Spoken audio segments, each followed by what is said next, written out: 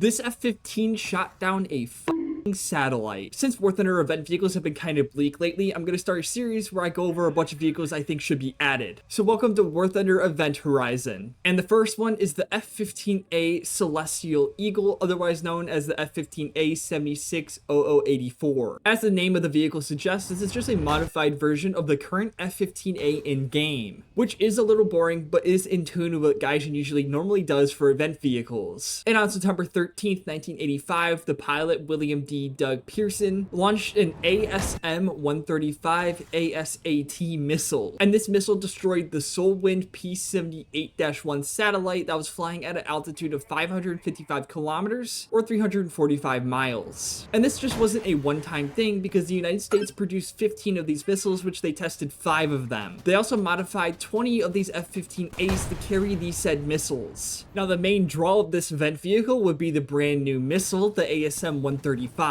This was a modified Boeing AGM-69 SRAM missile with additional solid propellant 2-pulse rocket motors, and then the warhead itself on top of it. This third stage was called the Miniature Homing Vehicle, the MHV. This MHV would spin 30 times per second towards the moving target. Then on top of this MHV was an infrared sensor that would track targets. This F-15 also had a modified heads-up display that allowed you to know the range away from this missile. But to get this tracker inside, they had to remove your cannon, so it will no longer have a 20mm Vulcan. This missile had a reported speed of about Mach 12 and about a range of 648 kilometers or 403 miles. Granted, this was in the upper stratosphere to outer space, so it most likely will not have this range if it comes to Warthunder. And judging by these speeds and ranges, it's probably going to be used as an air-to-ground weapon. Although it is possible you would probably be able to lock an aircraft with it, and due to its speed and weight of about 1,180 kg or 2,600 pounds, I doubt this missile will be very maneuverable. Additionally, this missile used pure kinetic energy, meaning it was a collision, not an explosive. And then this missile probably isn't going to be that good guidance-wise either, because on November 13th, 1984, the missile test failed when the HMV detected and locked onto a